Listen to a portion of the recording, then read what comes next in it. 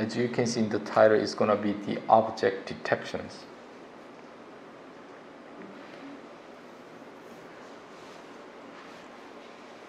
Now this one is not a classification, or this is not a segmentation task anymore. Now it's kind of different task.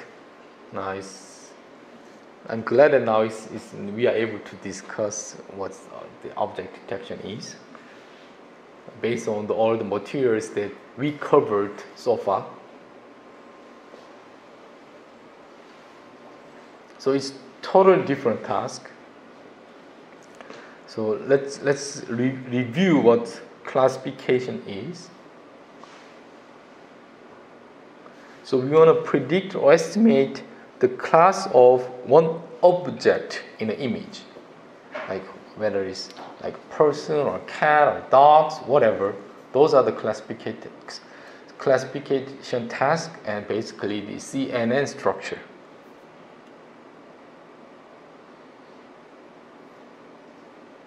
Right? In many applications, it's really important to from the perceived data or images, what kind of object is in the middle. I mean, in the image. That's kind of classification task. And another thing probably is that, say, hey, I know what kind of is. I know like dog is in the image or cat in the image.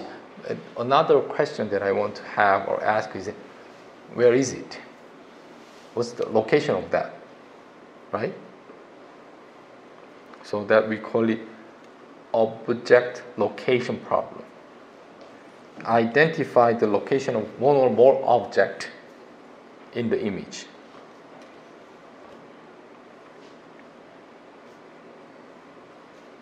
So we have here image. We have like cat here, whatever. So let me ask.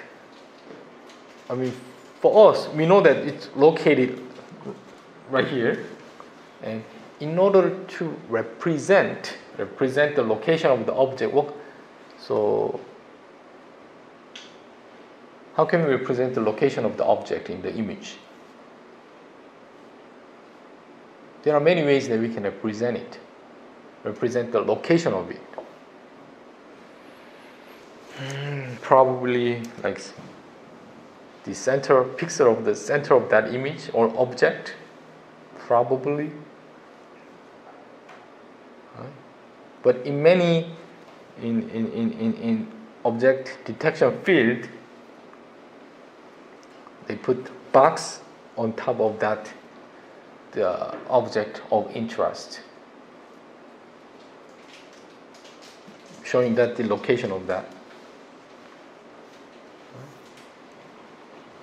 So we're drawing the bounding box around that object, things like that.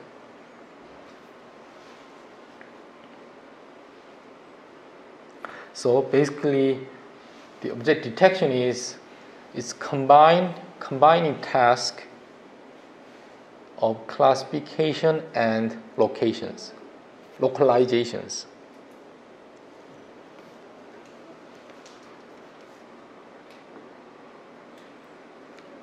One or more object in the image. I mean, we have single image or multiple object. I mean, single object or multiple object.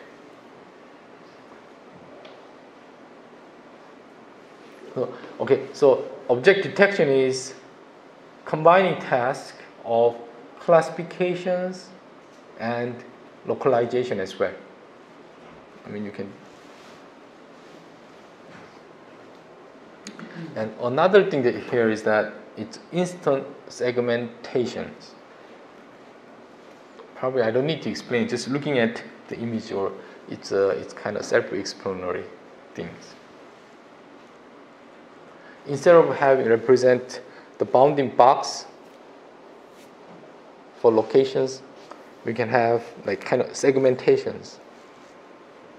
We call it instant segmentations.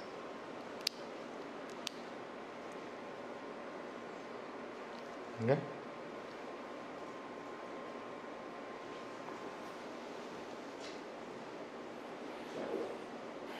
So for now we learned the definition of object detections, which is okay, because we can on the oral you can easily understand, and we can say classifications. We can use CNN structures, no problem. But what about the localizations? Any ideas?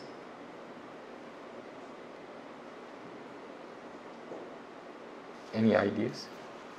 And another issue that I have is that single objects, I think it's kind of okay, but what if we have multiple objects in a single image? That's not an easy task. That's not an easy task.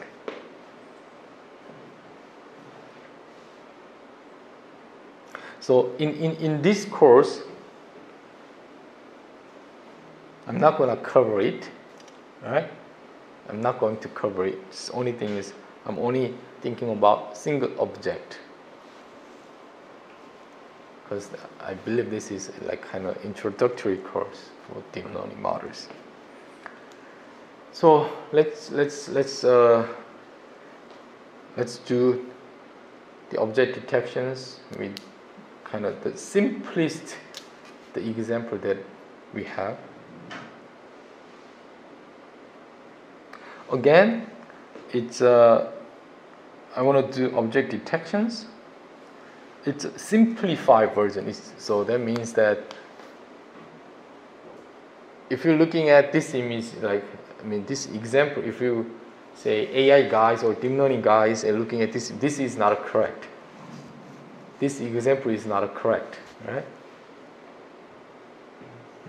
But this one is I want to teach or explain kind of the concept of object detections. Okay. So take again images input, and since the input is images, we have to do convolution. So it's kind of CNN structure like. Right? You don't have to keep the layer size are the same. You can change whatever. But suppose at the end, think about the CNN structure. It's a feature extractions, right? So hoping that we had good features already at this moment.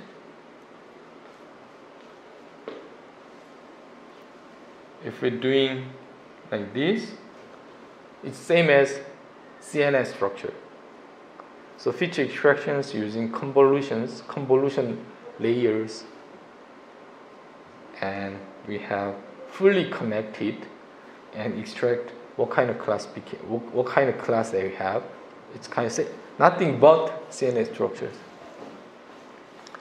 So this is for classifications.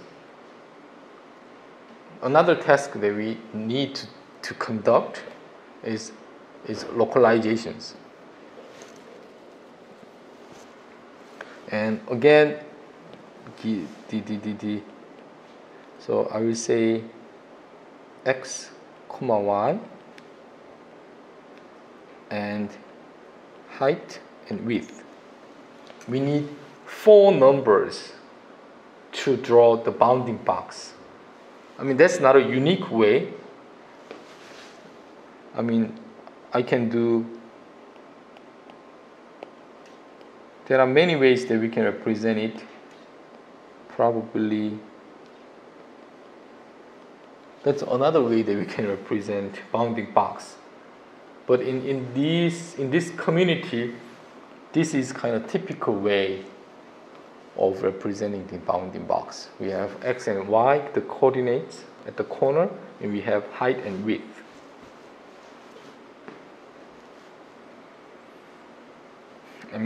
From here, we're hoping that it's the nice and the good features are ready, and from that, you want to do regression.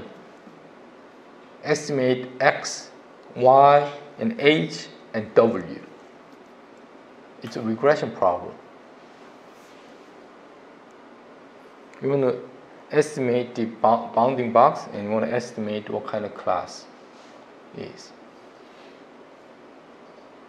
Why we have such kind of the structures? Because we kind of believe that we want to have good and nice features from the image related to get the classifications and the regression task at the same time, and hoping use the features extracted from the upstream convolution layers. Does it make sense? But again, this is just way too simplified version of it. It's conceptually correct, but nobody's gonna do use this kind of structures for object detections. Nobody's gonna use that, okay?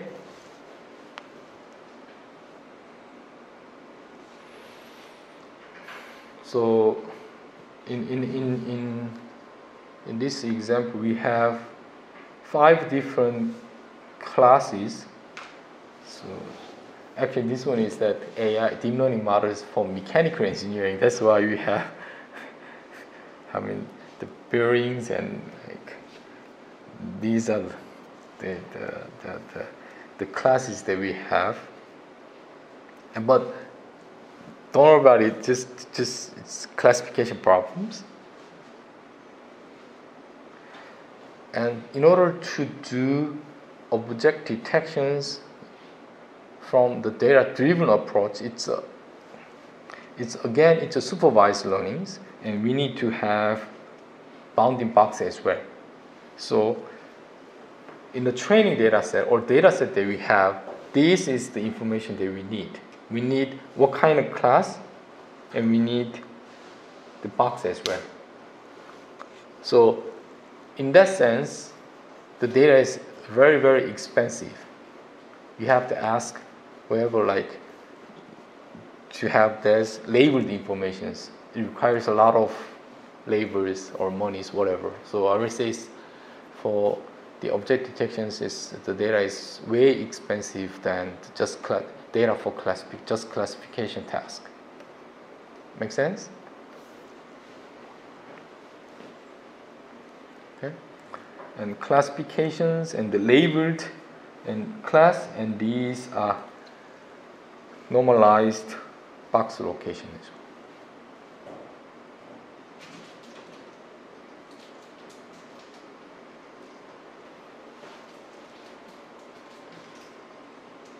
Again, it's a supervised. We need to data set with these sets of labeled outputs, which is very expensive in general.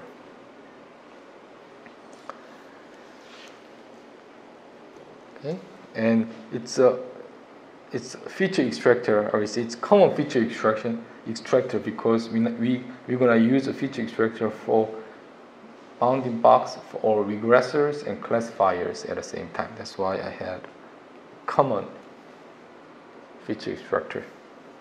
And this is like classification.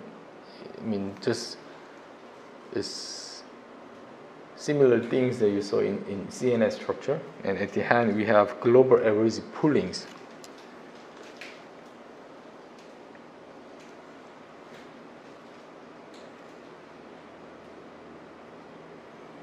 Now, we do have 2 different layers. One is classifier, another one is bounding box regressor.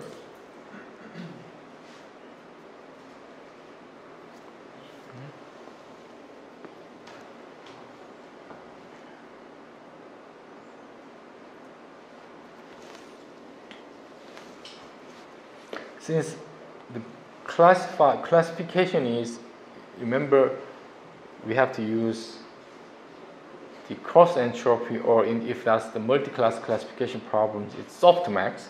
That's why you have softmax as activation nonlinear functions, like that.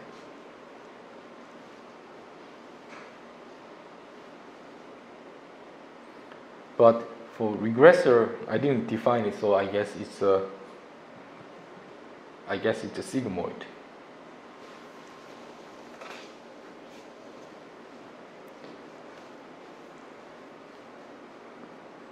So the value of the regressor is from 0 to 1, right? And thing is, I said it's a normalized. So all the values for the bounding box location is like from range from 0 to 1.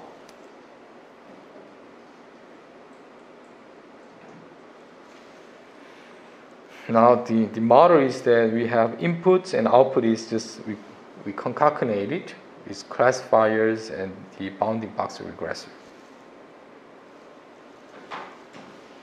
We have to define different loss functions.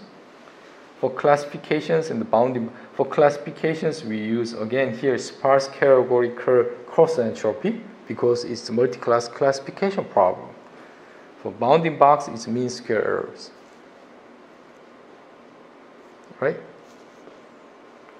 And since we have two different loss functions, so weight is tuning parameters.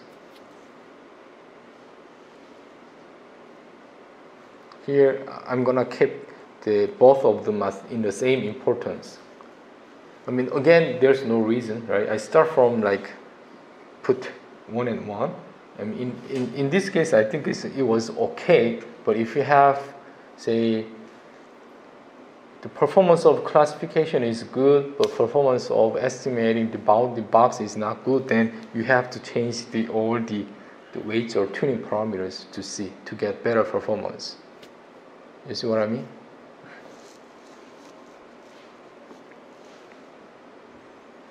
So that's how we define. Again, here, if you have multi-loss functions in multi-terms in the loss functions, the kind of things that you're supposed to know. And this is the result. And if you have this kind of input image, and I don't know which one, I don't know the blue or maybe blue is ground truth, I'm not sure. So red is the one that the bounding box estimated from the networks, or vice versa. I don't know which one is correct.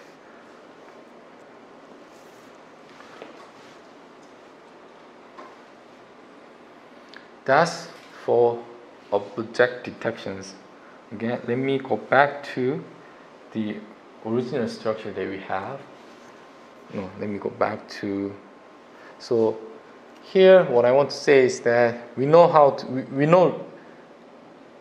we know how to build classifiers using deep learning models. We know how to do regressors using deep learning models, and here I combine them together.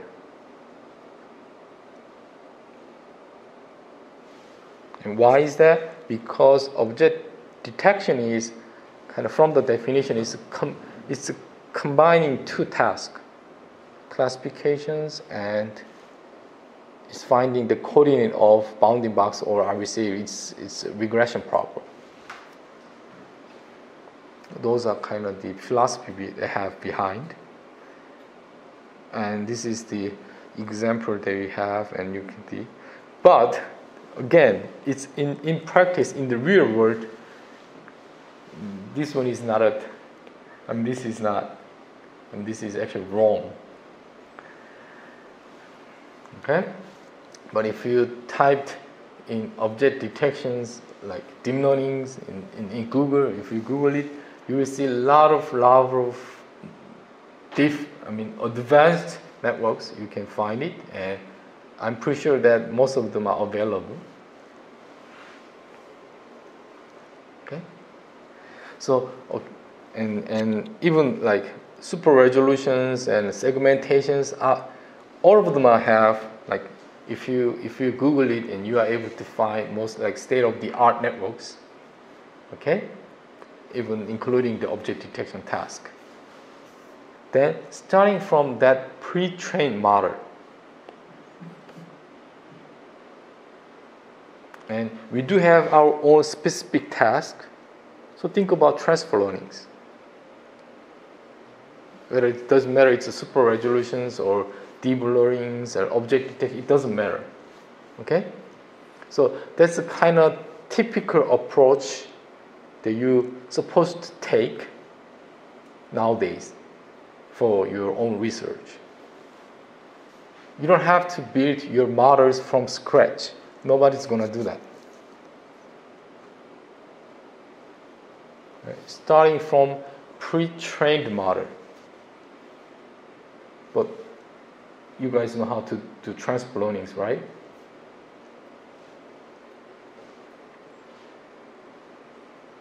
And same story here in object detection as well.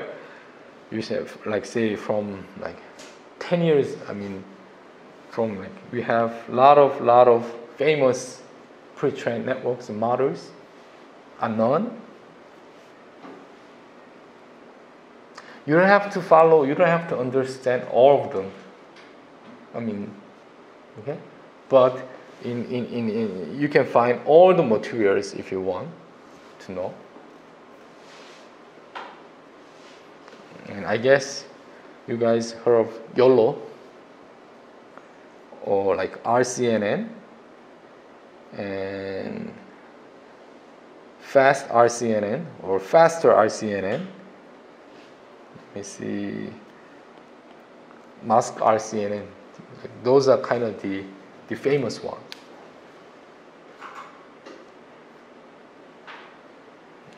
So, like I said, let me repeat it.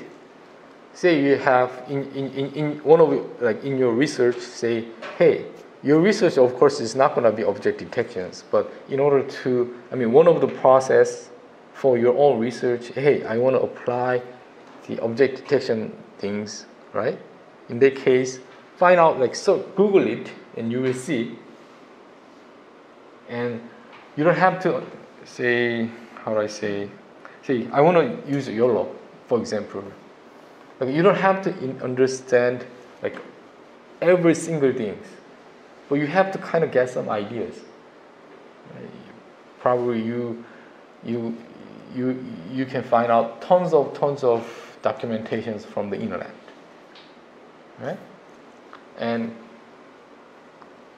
get pre-trained models and do transfer learnings with your own small data set to do object detections. That's kind of typical way of utilizing deep learning models nowadays. Good?